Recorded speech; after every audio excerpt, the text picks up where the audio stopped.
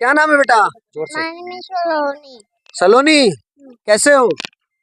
बेकार है, हम बेकार हो चुके हैं सर, हमें बेकार। कैसे हो बेटा? तुमसे पूछ रहा हूँ। बेकार। बेकार हो चुके हो? स्कूल जाते हो? कौन सी क्लास हो? अभी घर टूट गया है तो कहाँ खेलोगे? कहाँ सोते हो? मौसी के घर। मौसी के घर सो रहे हो? घर तोड़ दिया है तुम्हारा?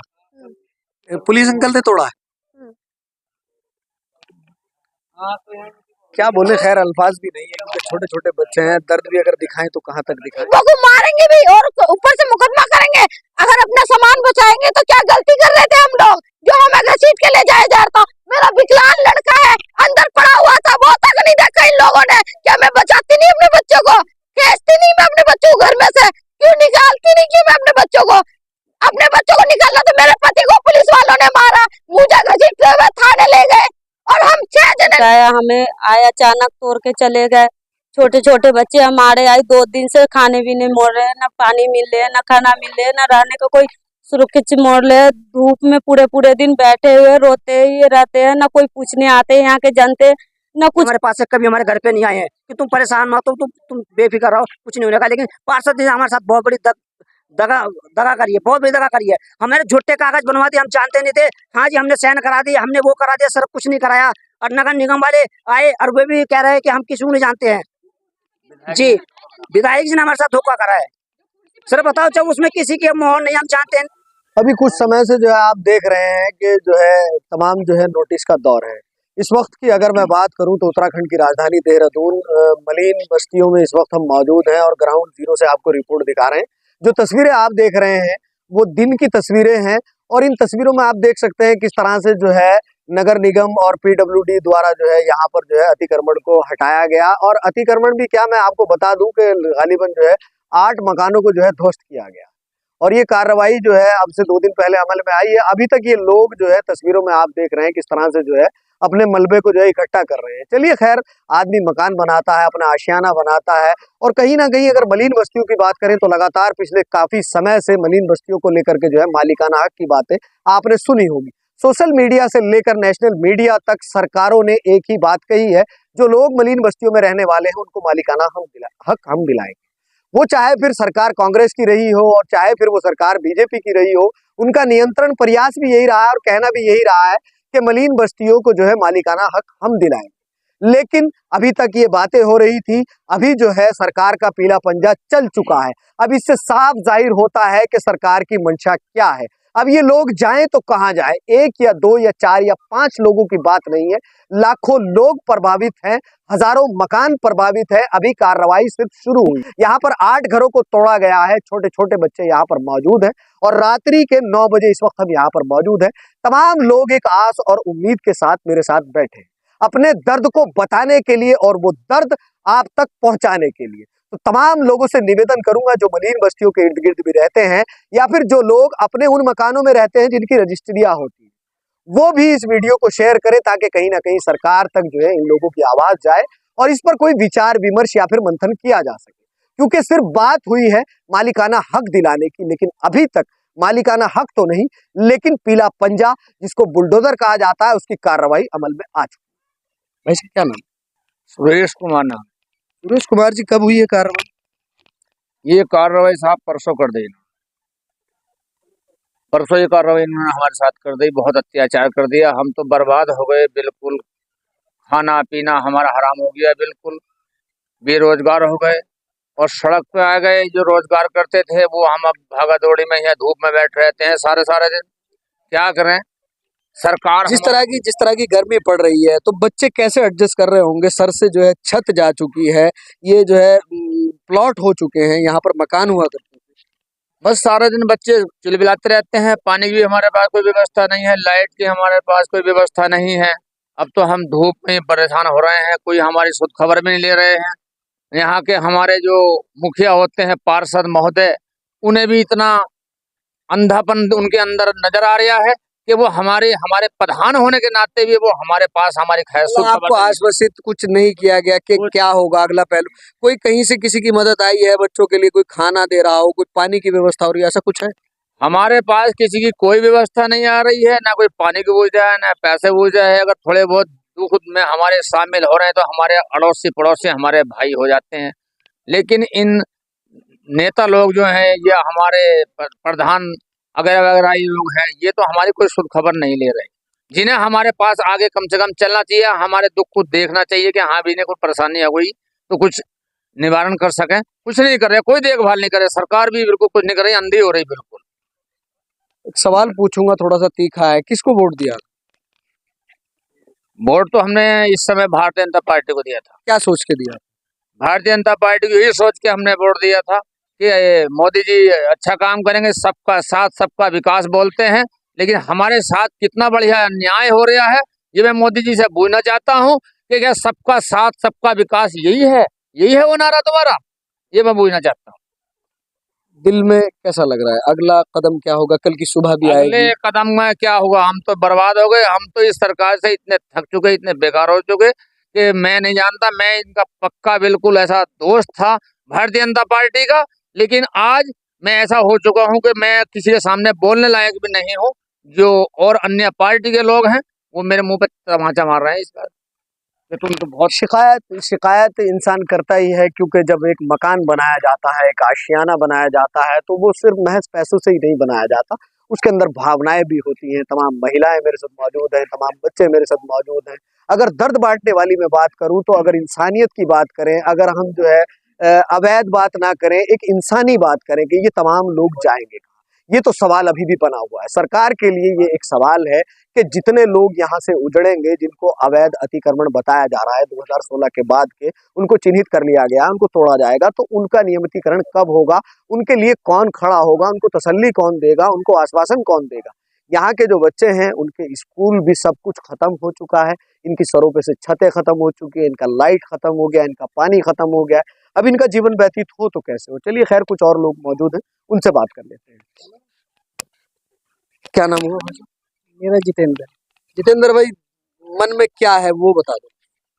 मन में क्या है? मन में तो अब तो कुछ भी नहीं, अब तो टूट गया सब कुछ जो था मन में, टूट। बच्चे कहाँ जाएंगे? बच्चे तो अब यहाँ ही रहेंगे और कहाँ जाएंगे। एक लड़का मेरा विकलांग है, हम बोल रहे थे तो हमें थाने में बंद कर दिया उन्होंने, ये लड़का मेरा विकलांग।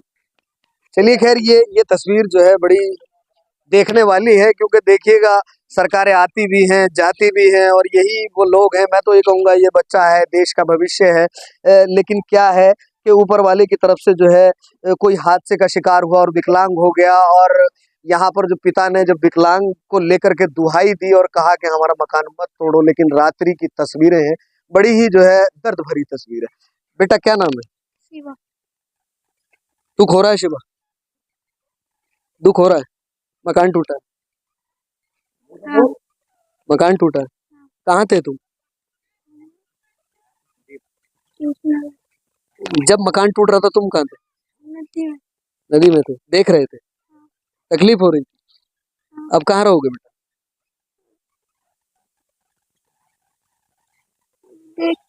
सहमी आवाज है, आंखों में आंसू है। रहेंगे तो कहाँ रहेंगे? विकलांग है, किसी तरह से कैसे भी करके किसी के भी द्वारा जो है इन लोगों को यहाँ पर बसाया जाता है और फिर उजाड़ा जाता है। ये बसाने और उजाड़ने का खेल कब तक चलेगा? सरकार जो है इनके बारे में कब सोचेगी? इनका कोई निवारण होगा या नहीं होगा, या फिर ये रोड पर आ जाएंगे, या फिर जो है एक नारा दिया जाता है कि गरीबी को हटाएंगे, या फिर ऐसा लग रहा है, तस्वीरें बयां कर रही है कि गरीबों को हटाया जाएगा, और वही कार्य चल रहा है। भाई साहब क्या नाम है? आयुष सेमवाल। क्या कहेंगे, ये कार्रवाई हुई है, मतलब मन में क्या है? देखिए, मेरा कहना तो यही है कि आज आपके लिए ये लोग अवैध हो गए, इनके मकान अवैध हो गए। जब इनसे बिजली और पानी के कनेक्शन के नाम पे एक मोटी रकम सरकार द्वारा ली गई थी, तब उनके लिए ये अवैध नहीं थे क्या? और आज जब जहाँ पे हम इस जगह पे बैठे हैं, इसके लगभग 20 मीटर आगे पुस्ता था, यहाँ पे वो नगर निगम के द्वारा बनाया गया था। यहाँ पे रोड थी जो सरकार द्वारा बनवाई गई थी, यहाँ पे सीवर था। तो अवैध कहाँ से हो गए? जब इनको सारी सुख सुविधाएं मिल गई थी, इनको पानी के कनेक्शन मिल गए थे, बिजली के कनेक्शन मिल गए थे, सीवर का कनेक्शन मिल गया था, तो कहाँ से ये अवैध हो गए? ये तो सरकार की अपनी मनमानी रवैया है। अब इसके ठीक बगल में, इसी बस्ती के अगर हम लाइन से अगर हम देखें तो ये बगल में सरकारी नगर निगम की कॉलोनी है। अगर ये मापदंड अगर आप नापते हैं तो आप ये देखिए, ये पूरा ये टूटना चाहिए।